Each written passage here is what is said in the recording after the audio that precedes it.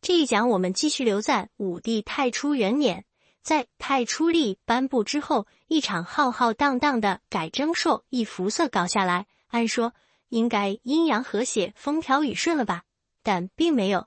接下来又是西征大渊，又是遭遇大规模的蝗虫灾害，仗打得狼狈，遭灾啊也遭得狼狈。想想黄色才被定为官方标准色，好处还没见着，反而呢当年就闹了蝗虫，真是情何以堪啊！不过在坏消息出现之前，传来了一个天大的好消息，有匈奴高层打算发动政变。事情的起因是新继任的儿单于性情残暴，动辄杀人，搞得匈奴人人自危，偏偏祸不单行，天降暴雪，牲畜大批死亡。局面坏到了这个程度，人心呢自然就散了。匈奴左达都尉派出密使和汉帝国取得联系，说自己打算杀掉儿单于，然后呢投降过来，希望汉帝国可以派出大军到边境打个接应。只要汉军到位，自己就发动政变。双方当然是一拍即合。武帝派公孙敖到塞麦修筑受降城，好好给左达都尉打接应。受降城的位置在今天内蒙古巴彦淖尔市附近。从受降城的名字就看得出来，这座城的用途就是接受匈奴左达都尉率众投降的。这是历史上第一座受降城。南朝诗人江总有一首乐府旧题《关山月》，描述了一名戍边士兵和家人一别多年，流落今如此，常戍受降城，始终就回不了家了。不过我们在唐诗里边反复遇到的受降城，往往并不是公孙敖主持修建的这一座，而是唐朝人沿用了受降城这个名字，而且建出来3座受降城，一座比一座更能撩拨边塞士人的心。这些受降城，《资治通鉴》将来也会讲到的。公孙敖去修受降城，不是一时半会儿能完工的。秋8月，武帝巡幸安定，派二师将军李广利征伐天下罪犯，西征大渊。事情还要从头说起。汉使带回来一个重要情报，说大渊国有一种宝马被藏在二师城，不肯给汉使。武帝动了心，派出一名叫车令的壮士，带着1000金和一匹金马出使大渊，求取二师城的宝马。这好歹也算是大过风范了，出手阔绰，不会让小兄弟吃亏的。却没有想到大渊国王硬是不松口。人家的考虑是，二师城的马是大渊国宝，哪能轻易给人呢？再说汉帝国到大渊不但千山万水，万一一路上各种凶险，一支几百人的使团在路上挨饿都能饿死一多半，大军根本过不来。所以答应还是不答应，主动权完全在自己这边。我们难免好奇了，在那么多的黄金和一匹金马面前，大渊国王都能不动心吗？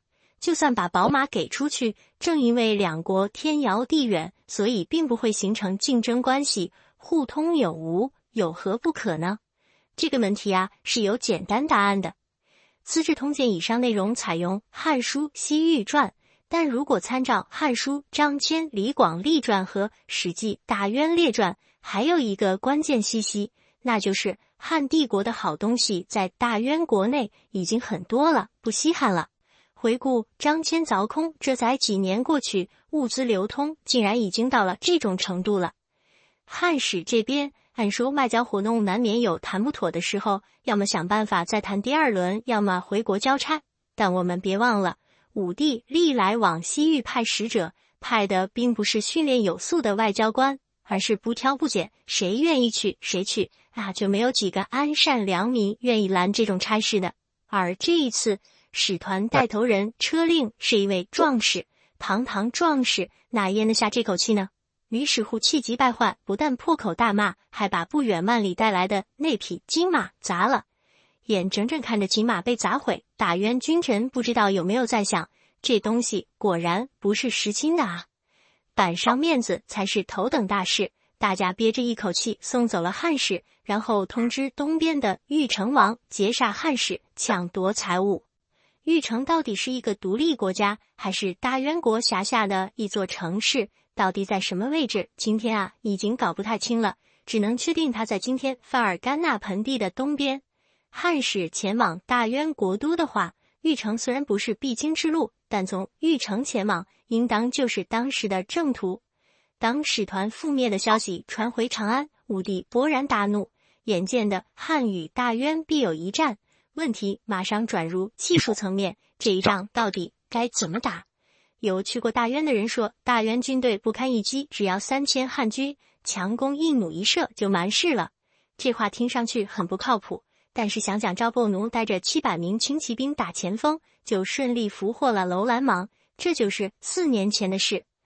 武帝这样一想，当然就把问题想简单了。刚好自己正在宠爱李夫人，很想给李夫人的哥哥李广利封侯，那么就让李广利带兵去念大渊这个软柿子好了，实在是公私两便，两全其美。这位李夫人前面讲过，是音乐大师兼武帝男宠李延年的妹妹，倾国倾城这个成语背后的女主角。就这样，李广利被任命为2师将军。这类将军名号都是临时性的，因为李广利这一次军事行动的目的地是到2师城获取宝马，所以给他冠名2师将军，但从此这个头衔就一直跟着李广利了。李广利麾下是蜀国6000名骑兵和几万名郡国恶少年。郡国恶少年，这是《资治通鉴》的原文。我们今天概念里的军人都是闪光的形象，所以我们需要很有意识地抛开现代印象的干扰，认识到当时当兵打仗的基本都是官方观念里的坏人，有死刑犯，有逃犯，有流氓无赖，凡此种种。这并不是汉武帝时代的特例，而是历朝历代屡见不鲜。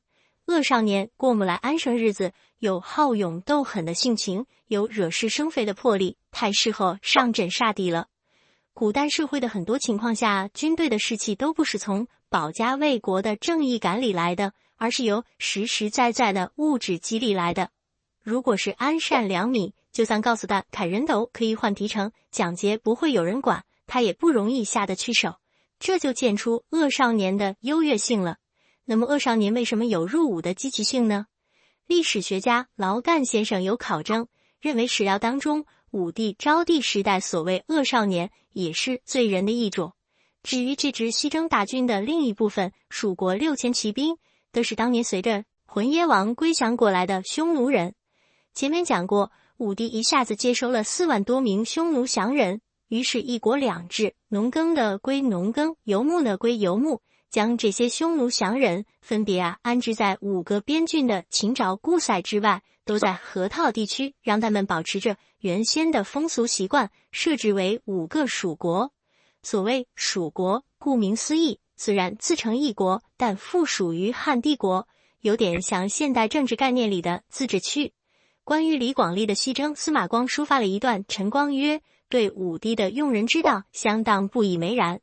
同一时间，时任中尉的酷吏王温书遭受了贪赃受贿的指控，罪当灭族。王温书自杀。当时王温书2个弟弟和2个姻亲之家也犯了罪，灭了族。一名叫徐自为的官员不禁发出感叹，可悲呀，古时候有灭3族的事情，王温书竟然被灭了5族。徐自为所谓5族到底是怎么算出来的？学者们各有各的说法，我们呢就不去深究了。总之，王温书强横一生，最后凄凉收场，落了片白茫茫大地，真干净，巨额家产忽然间变得毫无意义。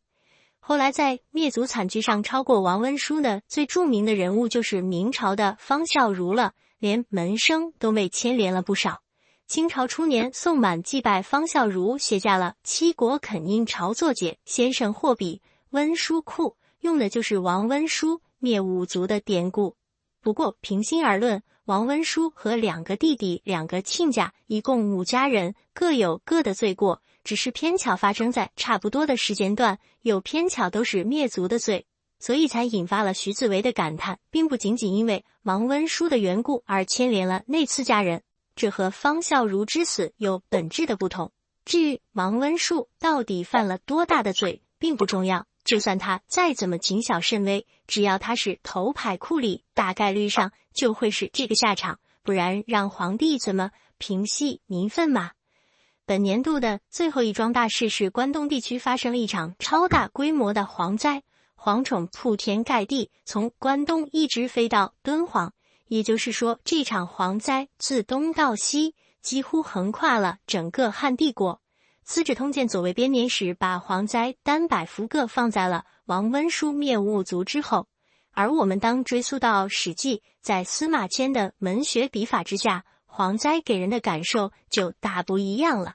司马迁先是陈说壮士车令出使大渊求取宝马的前前后后，说到终于兵戎相见，李广利军团高层阵容如何，然后交代这是太初元年的事情。这时候关东地区蝗虫大起，向西一直飞到敦煌，这个画面感一下子就有了。这就等于让一场震古烁今的蝗灾做了李广利西征军团的背景色。明明只是一句写实，却夹带着千言万语的议论。我们下一讲再见。